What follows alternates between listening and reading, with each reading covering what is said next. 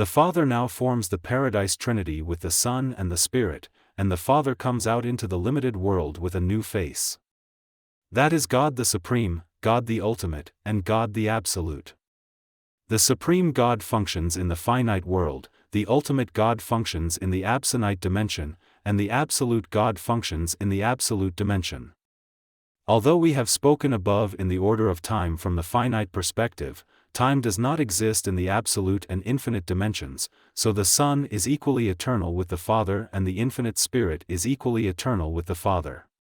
In other words, the I Am has always been the Father of the Son and has always been with the Infinite Spirit.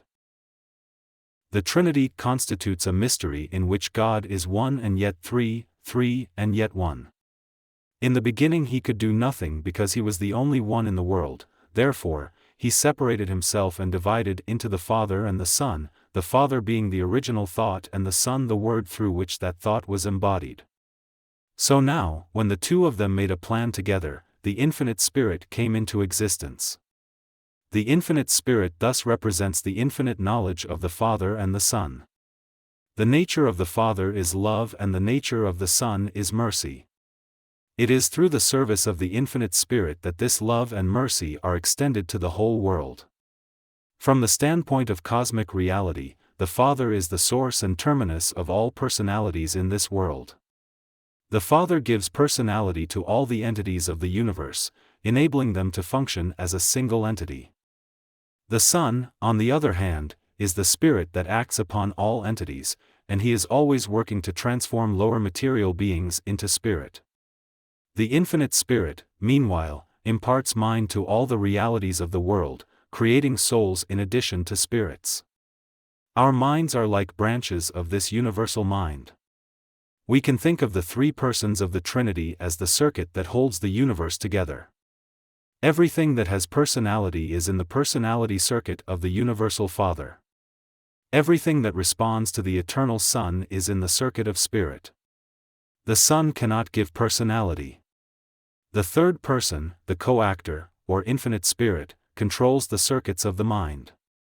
Thus there are three persons of God, but God is nevertheless a perfect unity.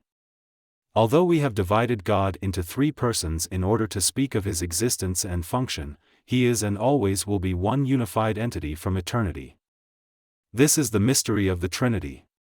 And when God says that we are to be perfect as he is perfect, he is saying that just as the Trinity is a well-unified and whole entity, so we will ultimately be born into the eternal reality of the universe, united in spirit, personality, and soul. When we are all well unified and fused, we will be the final ones, the ones who have reached paradise, and we will go forth into the distant universes, this time as descending sons of God, to assist the ascending sons of God, such as we are now. Deity and God are two aspects of the same reality.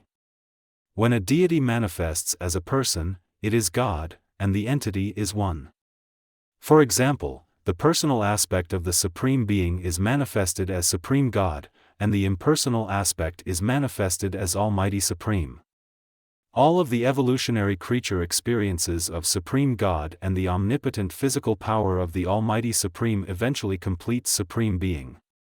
As another example, God the Absolute and Deity Absolute are two aspects of the same reality. God the Absolute is experiential and Deity Absolute is purely potential. A simple way to describe how the deity works is to think of a house with 7 floors. The total deity works simultaneously on each of the 7 levels. The first level is the static level, which can be thought of as a being that does not act. The second level is the potential level, which is merely a stage of planning. The third level is the level of association, where the persons are manifested. At this level God becomes the universal Father of the Eternal Son. This is where the Trinity comes in. 4. The fourth level is the creative level, where God manifests himself and performs some act of self-giving. 5. The fifth level is the evolutionary level, where God expands and grows beyond the boundaries of the central universe, becoming a cooperator with creation. 6. The sixth level is the highest level, where God grows by merging with the experience of creatures. This level is sometimes referred to as the supremacy of deity. 7. The seventh level is the ultimate level, where deity transcends time and space and becomes truly omnipotent, omniscient, and omnipresent. At the sixth level, the supreme deity unified and managed all the affairs of the macrocosm. At the seventh level, he works in the microcosm, which includes outer space. This is sometimes called the ultimacy of deity. Deity can be existential, always the same, as in the eternal Son, experiential, growing through experience, as in the Supreme Being, associative, consisting of multiple divine creators, as in the sevenfold God, or undivided, as in the Paradise Trinity.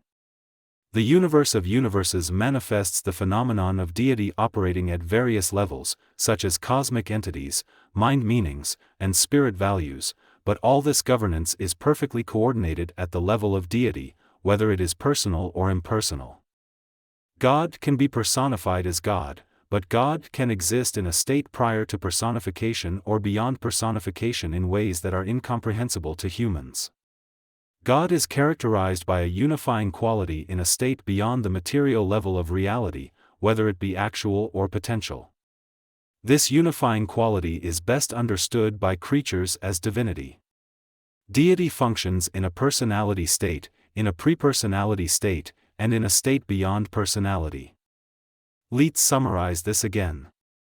1. The static level, God is self-fulfilling and self-existent. 2. The potential level, a self-willed, self-purposing God. 3. The associative level, a self-personalized, divinely fraternal God. 4. Creative level, self-giving, divinely revealing God. 5. Evolutionary level, a self-expanding, creature-like God. 6. The supreme level, God experiencing himself and becoming one with creature and creator. Sometimes regarded as the highest state of God, with the ability to identify with creation as the first controller of the universe in time and space. 7. Ultimate level, a self-projecting deity that transcends time and space. He is omnipotent, omniscient, and omnipresent. A deity functioning at the second level of divine expression, unifying as an effective controller of the entire universe and as an absolute supporter. Compared with the action of the grand universe controller, this absolute function over the entire universe is almost equivalent to cosmic control and sustenance, and is sometimes referred to as the extreme state of deity.